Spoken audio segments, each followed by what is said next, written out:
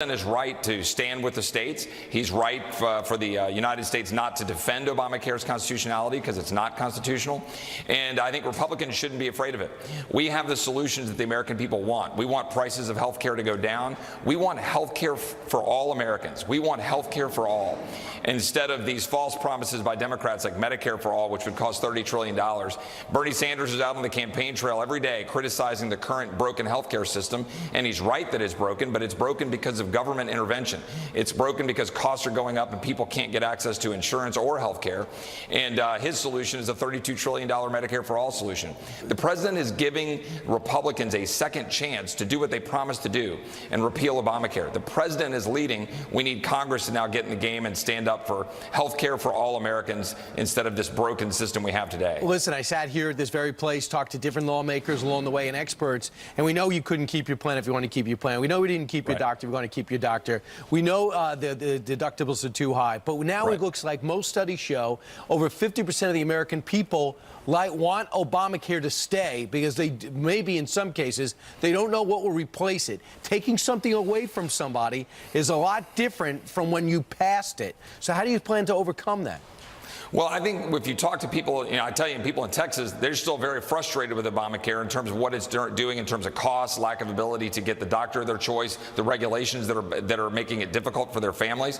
So our solution is simple. We want to make sure we have direct primary care so you go to doctors. We want to make sure you have health savings accounts. We want to have portable insurance that you don't lose when you go job to job. We want to have health sharing organizations that defray the costs. And by doing all of that, we can guarantee that people will have health care and we can protect people with pre-existing conditions through things like high-risk pools. And if we do that, we'll get the cost of health care down, and everybody in America can have health care. The false notion of pre-existing conditions is that we're mandating people get insurance coverage through Obamacare that's broken and unaffordable. That's the problem. So Republicans just need to stand up and talk about the things that the American people want, which is affordable, high-quality health care. I know, but you know nothing's going to get done before 2020. The president's admitted that. For you personally, this hits home because you dealt with cancer. What did you see in that system as you battled for your life that made you so adamant to change things? Well, I'm glad you asked that. I am a cancer survivor. I had Hodgkin's lymphoma. I had a 4-month-old daughter. I had a barely 2-year-old son. And I was blessed to be able to go to MD Anderson and get care from a great doctor down there. But what I saw was how important it was for people to be able to get access to health care, be able to go to the doctor of their choice. And importantly, it gave me a commitment to want to get back into public service to make sure all Americans can have health care. We've got to get out of this broken notion that insurance is the answer and government is the answer when you want to be able to go to the doctor and be able to pay for the services you want to get and then allow the system to be able to step into the breach when people lose their coverage. It is a very small percentage of the population, very small, who don't have coverage under Medicaid, Medicare, or under employer-provided health care or in the private market. We want to make sure we increase options, not decrease them. We want to lower prices, not increase prices. So that's the goal of what we want to do in health care. Name 2 Democrats that will work with you.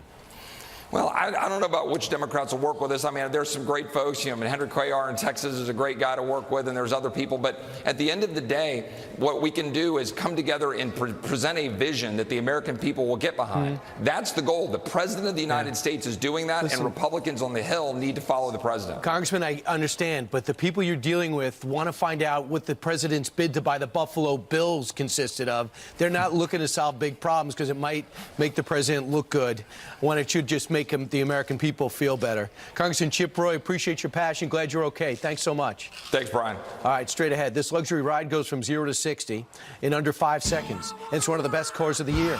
We've got them all on Fox Square next. The car of the year is such an unbelievable deal, and it's from Genesis. It is. So it's the first time in 20 years a luxury brand has been introduced into the market. This is called the Genesis G70. It's the upscale brand of Hyundai. Okay.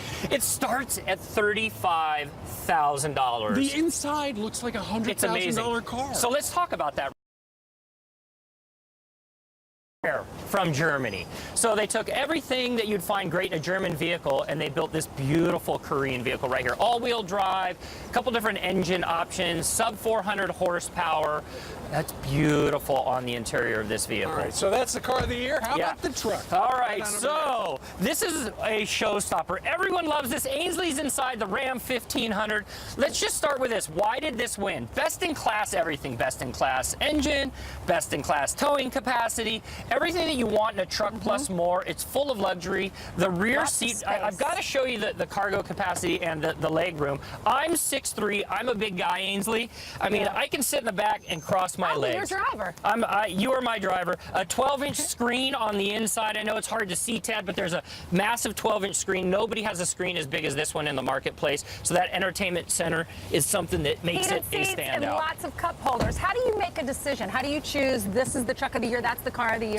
So there are 60 jurors that decide this. They think about performance, styling. It's all about the whole package. So that starts at $35,000. This starts at $33,000. It gives consumers options in the marketplace. So when the judges sit down, they look at the whole package. Okay. Which leads me to this right here.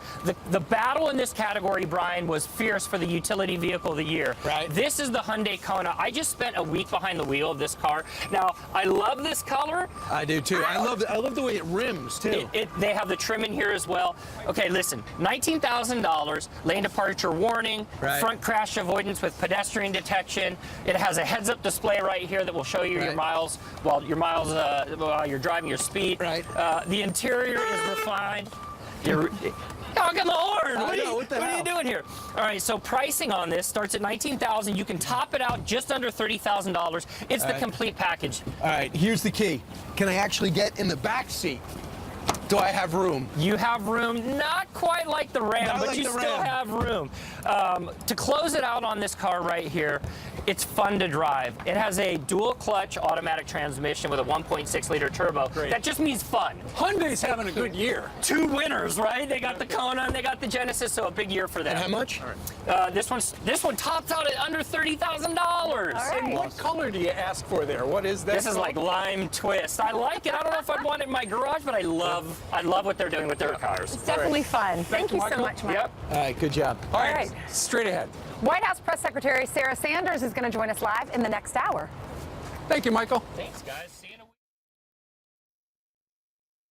And took a vote. Should he subpoena? The question was he wanted to subpoena the Mueller report from the Attorney General. The Attorney General promised it within a couple of weeks, promised to testify at the end of the month, but that wasn't good enough, I guess, for Nadler, because he came out and got a subpoena, even though he's not going to use it. Listen. We are giving the Republicans the opportunity to debate and to vote on subpoenas, which is different from which they didn't give us. We're going to work with the Attorney General, and for a short period of time, if that doesn't work out in a very short order, we will issue the subpoenas. We're not willing to let the Attorney General, who after all is a political appointee of the President, make that substitute his judgment for ours. Clearly, the Democrats do not trust Mr. Barr's 4-page summary. And in fact, that's why they're saying right now, even though, as Brian has pointed out earlier, this is going to wind up getting, adjudicated. It's going to take a very long time. It's all to try to change the narrative, because Mr. Barr came out and said no collusion, no obstruction. But the Democrats are saying, really? Let's see it. Devin Nunes, top Republican on the Intel Committee, he calls out the hypocrisy here. Listen.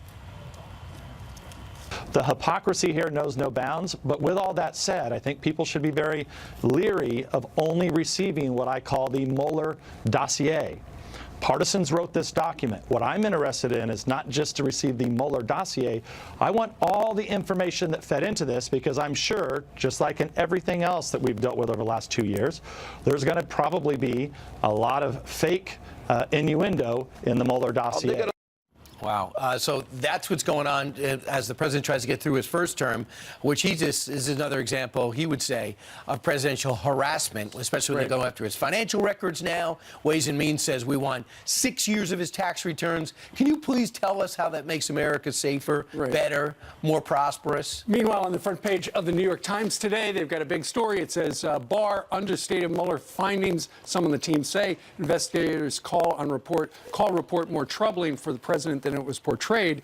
But down at the toward the end of this story on the front page, it says the officials and others interviewed declined to flesh out why some of the special counsel's investigators viewed their findings as potentially more damaging for the president than Mr. Barr explained. All right. Meanwhile, this morning in headlines, Jillian's been showing you that video of Joe Biden not apologizing. And the Huffington Post actually said he didn't say I'm sorry, but just explaining why he wasn't. He says he will be more mindful of how he treats with women. I understand this. Yes, I was just trying. He said social norms are changing. Politics have always been about making connections, and so that's what I was trying to do. But I will be more mindful about respecting others' personal space. Smelling their hair, grabbing their shoulders, hugging them tight. I think now 3 more came out yesterday to say the way he acted with them was unacceptable. Well, Joe Biden has not yet declared, but there are a couple of new faces to talk about today. Tim Ryan, who a couple of years ago was trying to challenge Nancy Pelosi for control of the Democratic Party in the House. He is expected to announce that he's running for president later today on The View. Also, we understand Pete Buttigieg apparently is going to have a special announcement on April 14th. Because he's undeclared at this point, I can imagine he's going to declare. Well, and also Stacey Abrams, remember her? She ran for governor of the state of Georgia. She didn't win that election, but she had this to say with Colbert last night. You have an Excel spreadsheet of life goals, you say. Okay. I do. Is president still on that spreadsheet for you? It is. Okay. So, would you like to announce that you're not running for president? Is there any news you'd like to make this evening? There is absolutely no news I would like to make this evening. Really? That in and of itself is news, because you're not willing to declare that you're not running right now. I am not willing to declare anything tonight. And nor is she, as she conceded, losing the election for governor. She thinks it's voter suppression, and that's what she's running on. By the way, Stacey Abrams also seems to be upset that people say I'll be the number 2 to Joe Biden. How dare I be the number 2? She says I should be the number 1. Michael Bennet, the senator from Colorado, said he plans on running for president in 2020 if he beats his recent cancer diagnosis. So the field is getting close to 20. Well, one face that we do not put on the Democratic field because he's not running as a Democrat, not running at all yet, but he's thinking about it, is Howard Schultz, the guy who started Starbucks. He was with us a couple of days ago. He's going to be sitting down in Kansas City, Missouri with Brett and Martha. It's going to be a town hall. It's going to be great. Tune in tonight at 6:30 when normally it's during the Brett Baier show, and then it's going to run right through the Martha show. The one thing I think is noteworthy about the Joe Biden situation as the investigation grows about what his son may or may not have done with his investments with Ukraine and China is the fact that Barack Obama and Michelle Obama has not come out and said, hey, I don't know who you're going to vote for, but he's a great guy. This is the time in which Barack Obama has to help his guy out, and not a word from him. I find that astounding. Well, I think he said he wasn't going to endorse anybody in the primaries. Right. But just to say he's a great guy and, you know, I never knew the hugging was an issue, or however Barack Obama has to say it. Either that or he thinks that it is Joe Biden is inappropriate. I don't know. All right, 11 minutes after the top of the hour, Jillian has some headlines for us. Hi, That's Jillian. right. Good morning. And some breaking news. So let's get started with this Fox News alert. There's intense fighting happening right now. But it turns out Bernie Sanders got 3 houses and a book deal, pretty expensive, right? Over $800,000 in book deals. That's a lot of money for a socialist.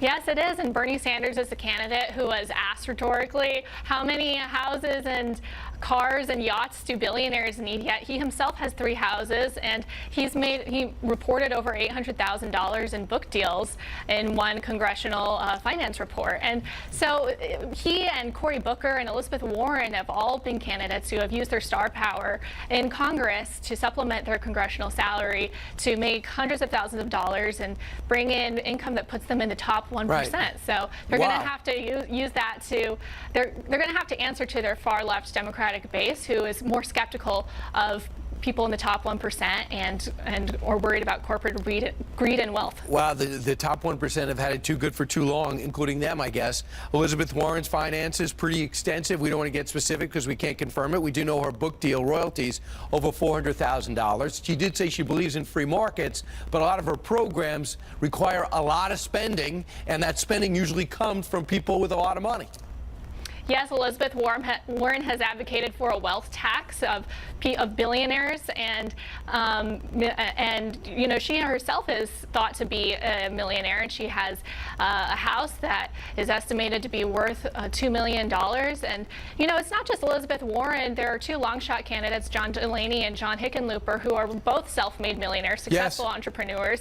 And you know, John Delaney has embraced capitalism, but Hickenlooper was really reluctant to say that he was a capitalist, which I think shows just how far the Democratic base has gone left and how skeptical they are of wealth. So this is something that these candidates are going to have to answer to when in the Democratic primaries. And John Delaney came here, told us, hey, I'm a capitalist, proud of what I accomplished. John Hickenlooper, who should be proud of what he accomplished too, came from nowhere to everywhere, then decided to give back through public service, but is running from his own record because his party doesn't make the word capitalist feel welcome. Well, that's his opinion, and I think it really shows just how far the Democratic base has gone.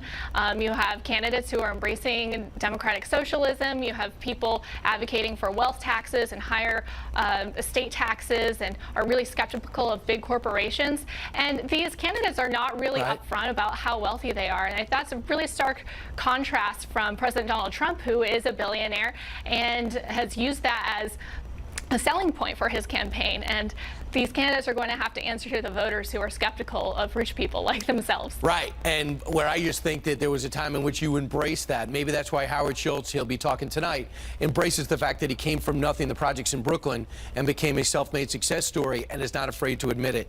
Emily, thanks so much.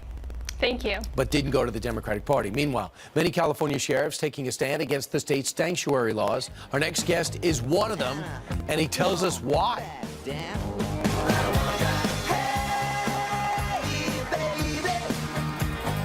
Fox blank blank. Dave. What is and friends? Correct. He asked one of our favorite questions ever, but now Jeopardy could be replacing Alex Trebek. The show reportedly considering a new host as Trebek is fighting stage 4 pancreatic cancer. He's 78 years old, has been the host for more than 35 years. He is Jeopardy.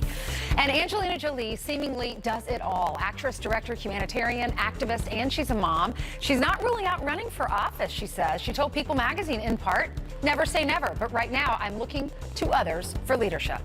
Down to you, Steve. All right, Ainsley, thank you. Many California sheriff departments are protesting that state's sanctuary law. According to a new study out of San Francisco, 68 out of 169 local law enforcement agencies were not in compliance with the law. California's Senate Bill 54, which restricts them from assisting ICE. Our next guest is one of those sheriffs, and he calls the sanctuary law a dangerous, slippery slope. Joining us right now is Sheriff Scott Jones of Sacramento County Sheriff's Department. Sheriff, good morning to you. Good morning. Why is it a dangerous, slippery slope? Well, anytime you have legislation that says one law enforcement agency can't cooperate with another law enforcement agency, it's dangerous because each law enforcement agency has a particular station and mission that they have to do that often don't overlap. They kind of coincide and work together. So it'd be like saying we couldn't cooperate with the FBI or the DEA or the Secret Service. It's just dangerous. So the sanctuary state law is SB 54, known as the California Values Act. And essentially what they do is they codify don't cooperate local municipalities with the feds because immigrants, migrants here in California have certain rights. That's what they were trying to do with that particular law. But why are you saying, Sheriff, you're not going to follow it? Well, first of all, I got to make it perfectly clear, everybody's following it. This report is nothing more than social activism trying to advance the law even further. I mean, they've got it under the air of credibility of an Oxford study, but it's out of San Francisco. The author is the person who developed the sanctuary policies for San Francisco, and we see how well that has worked. The project manager is involved in that activity too. So it's a San Francisco-based advocacy project. Every agency is complying with SB 54, but there are still some things that we can do, and there's really two aspects to the SB 54. Community cooperation, which we have really never done with ICE to enforce immigration laws, but the piece that's unique to the sheriffs is the jails. We have to be able to cooperate with ICE in our jails because we don't know what they know. We don't know what people they know about and their criminal histories, and the law allows us to do that. So most sheriffs, including me, cooperate with ICE to the extent that's permitted by SB 54. This study doesn't like that. They want to see that change, but there's nobody not complying with SB 54, at least in the sheriff's realm in California. One of their findings, they say that 41% of sheriff's departments are using a legal loophole to publish the whereabouts and release dates of criminal illegal immigrants that ICE wants. Is that accurate? Well, I would argue a bit with the term loophole, which has kind of a negative connotation. Sure. But one of the things that specifically the law authorizes is that any information that's available publicly can be shared with ICE. And so, although we've always included release dates on our public website, and most sheriff's departments have, I'm sure that has caused some of the sheriffs to be introspective about what they release to the public and maybe expand that. But the reality is, we don't have the luxury of being able to advocate for a world that we don't have to be responsible for. We have to keep our constituency safe. In my case, that's 1.5 million people. And so we have to do everything we can to not create more victims and to keep our folks safe. And, that may mean that we have to change our practices in compliance with the laws that are set. But, we're working with the law as it's written. So you're working with the law as written, as you just said, but at the same time, you don't like the whole sanctuary state business. I don't. I think when you have an across-the-board, some blanket policy, there are people slipping through the cracks. I like aspects of it, or I don't disapprove of aspects of it, the community enforcement, which they use to really pass it. But we have to be able, as sheriffs and as folks that run corrections in California and elsewhere, we have to be able to allow ICE into our facilities and cooperate. Hey, that's where the bad guys already are. Right. Why let them out and have them have to go in the community and cause danger to the officers, the families of the folks that they want? And so, we already know where the bad guys are. See there, Martha McCallum, Brett Baer. They are hosting that. It's going to be in Kansas City, your neck of the woods. That's right.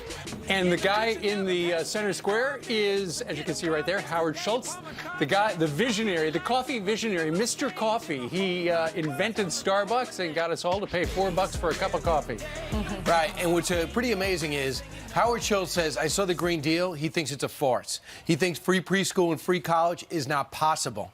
He sees Medicare for all as not plausible. And that's why he looked at, even though he's a Democrat, he looked at that and said, I want to run, but not with them. Yeah, he told us when he was sitting here on the Curvy Couch that he is not in support of cutting off funding to those Central American countries. Let's bring in Sarah Sanders, the White House press secretary, where we can continue this conversation on immigration. The president is going to head to Calexico tomorrow. Why did he decide to take this trip, Sarah? For a couple reasons. One, the president wants to show the progress that we've made on the border wall. There's a section there that has been finished, and he wants to be able to see that. But also he wants to show a lot of people firsthand exactly what is taking place at the border. He's going to get a briefing when he first arrives there from a number of law enforcement officials, the CBP folks, the people that are on the front lines there on the ground, get a real-time update from those individuals. But he also wants America to be able to see that in his presence, and the folks in the media that will be traveling with him will get a chance to see some of the things that are going on the ground and hear from the people that are dealing with this crisis day in and day out. Well, Sarah, a couple of days ago when the president threatened to close down the border, some people thought, well, he's just negotiating with Mexico because he's trying to say, unless Mexico does something, I'm going to shut it down. Of course, that would be economically, we've heard, disastrous. But has he walked away from that, or are things going better with Mexico, where you're seeing some progress there?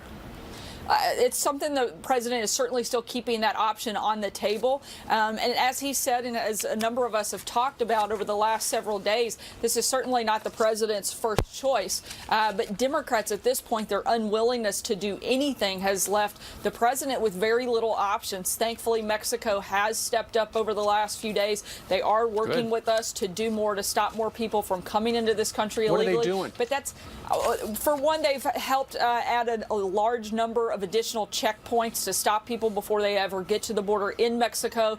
They are also stepping up the number of individuals that are waiting for their asylum claims in the United States to be processed, and they're holding those individuals in Mexico instead of the United States while that takes place, up to about 300 a day. So there is a lot that they are actually doing that is helping this process, but at the same time, it's not going to be enough. Congress is eventually going to have to get serious about protecting our country, protecting Americans. Like yesterday, a few networks spent a lot of time talking about a minor breach at Mar-a-Lago, but they're not talking about the thousands of people that are illegally pouring into this country that are really putting national security at risk. And it's irresponsible the way that that has been ignored by Democrats in Congress, and this president is not going to allow that to continue. If he has to close the border, he will, but that's certainly not his top choice. Look, there are some basic things that Congress could do, starting with allowing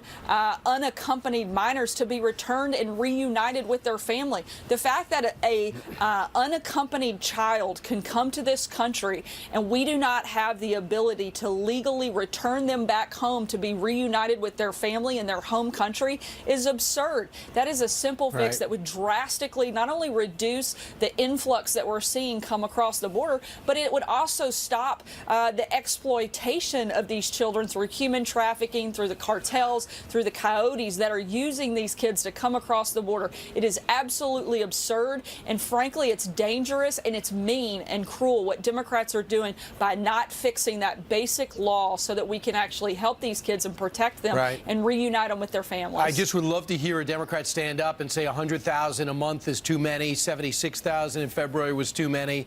I would love to see let them respond to some of the video that we've been able to show. It has proven the president is 100% correct in saying that this was a crisis at the border. It's just hard to imagine a counter argument. Meanwhile, on the Mueller report, the New York Times making headlines late last night, out this morning. They say some on Mueller's team, unnamed, report was more damaging than Attorney General Barr revealed. What was your reaction? What's the president's reaction to that? I think it's the same one we've had all along.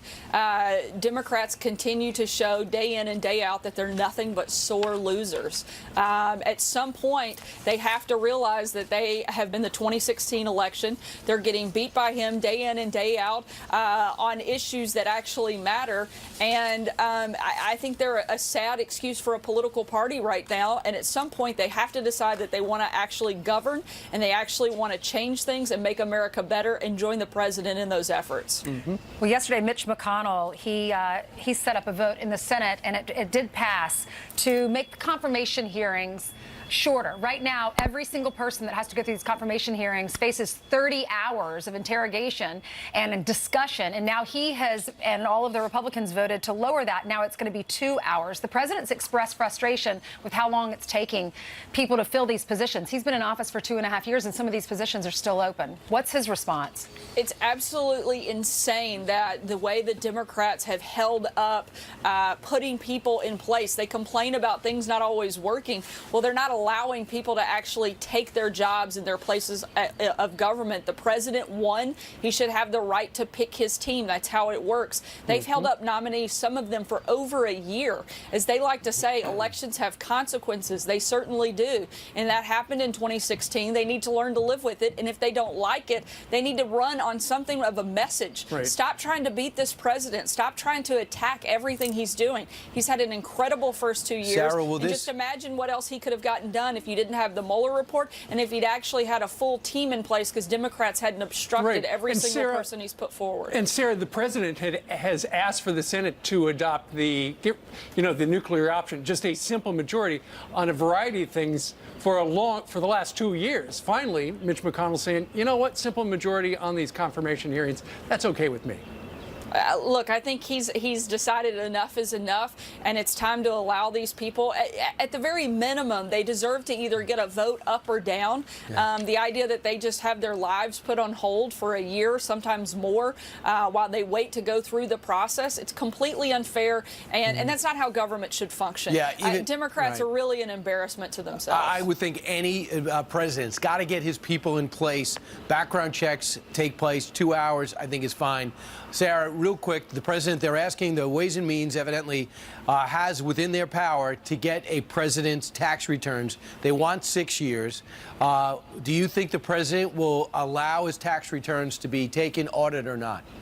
As the president said yesterday, while his taxes continue to be under audit, he doesn't anticipate that changing at any point anytime soon, and therefore doesn't have any intention to release those returns. But let's not forget, Brian, that the president filled out hundreds of pages in a financial disclosure. You can see a broad range of the president's business investments, all of the different financial interests through that extensive and very exhaustive financial disclosure form that you have to fill out in order to work in the government, in order to run for president, and he's done that.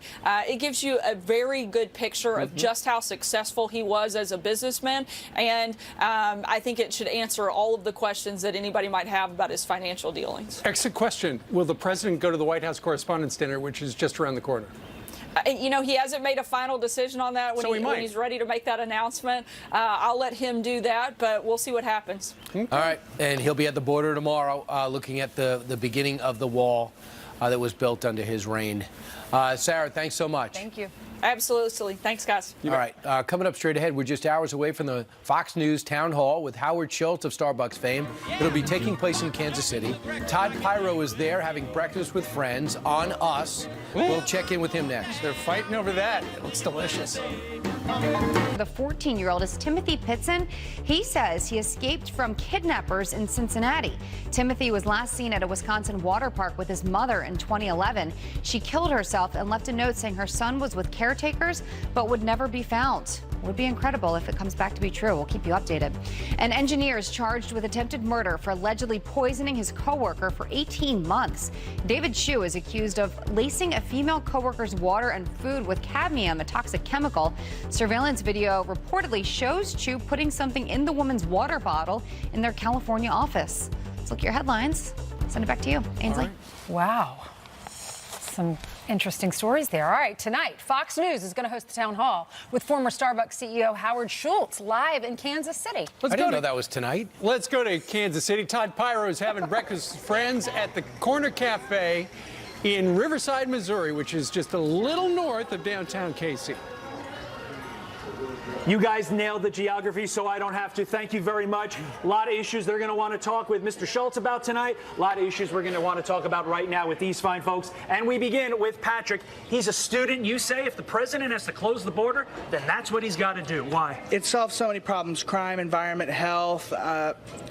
It's crime because we see all the gangs coming across MS-13. We see all the drug problems that it comes with it. That comes with it. Environment. We see that because it's simple. All right. All the littering and things like that they bring with them, leaving clothes and that in our deserts that are damaging our deserts and those environments, could save millions on cleaning up after it. Health, we give them health care, we give them everything to sustain themselves while in facilities.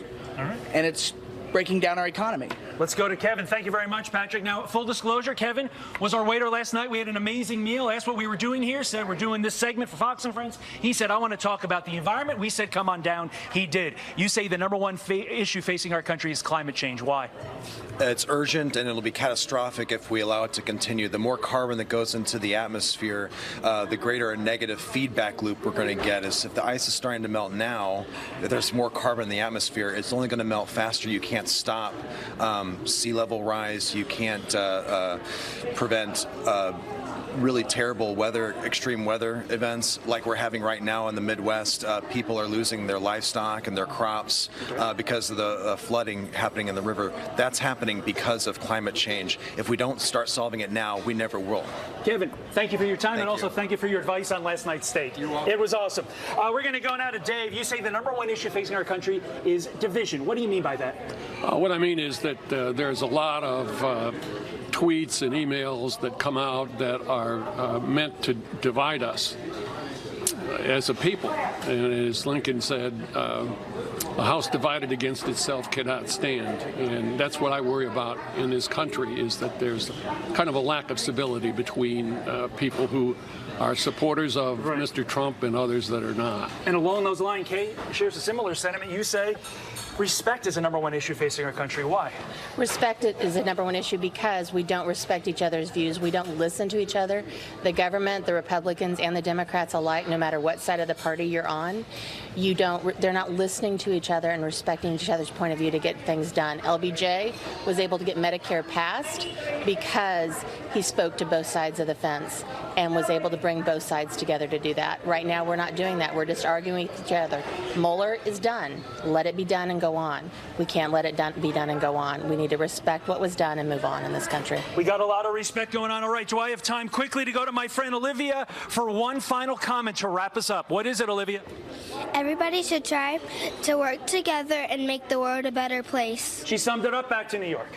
There you go. Out of the mouths of babes. Thanks, Thank Olivia. you so much. And Todd. 49 minutes after the top of the hour, you have seen her flipping houses on HGTV, and now Shay Millhiser is helping us with our spring cleaning. She has some easy ways to save you money, from wallpaper to cabinets. Coming up next. But first, unless the prompter's really wrong, Sandra Smith is here to tell us what's on her show. Good morning, friends. Good morning, everyone. Well, the Homeland Security Secretary is at the border now, getting a firsthand look at what she's calling a Cat 5 crisis situation there ahead of the president's arrival there tomorrow. ICE Director Ron Vitello is our guest in just moments. Plus, Democrats launching more investigative attacks on the president. So how far are they willing to go? Ken Starr is here. And more women accusing Joe Biden of improper behavior. Our A-team takes that one up. Our headliner, California Democrat Ro Khanna, is on deck. That and more, all coming up, top of the hour. Join us. Renovator and designer Shay Millhiser. Shay, so good to see you, and welcome to the studio. Welcome. We're going to start with wallpaper, right? Yes, so wallpaper is one of the easiest ways to bring color into a room. But if anyone here has done wallpaper, you know it's the complicated. process. Oh, it's such a process. You got to clean the wall, you got to prep the wall, you got to get the glue on the paper. You got to hire someone. It's too much. But now, one of my favorite products, peel and stick wallpaper. This stuff is so easy that I can even do it here in the studio. Why don't you go ahead and grab this board? I'll hold it up for you. Fall down. Look how easy this is. You peel it, you line it up. It's kind of like contact paper. Exactly. It's and you great if you're stick renting it. an apartment or renting a house and you want to be able to peel it off. Yep, because it comes right off. All Right. you're going to do is you're just going to smooth it. Oops, can't get it to stick up there.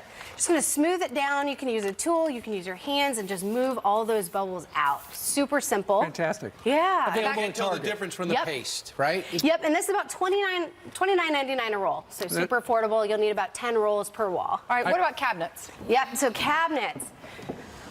Hardware for cabinets, I like to say, is like jewelry for your kitchen, right? So here I've got a plain white cabinet, got builder grade knob in front. Now look at when you put in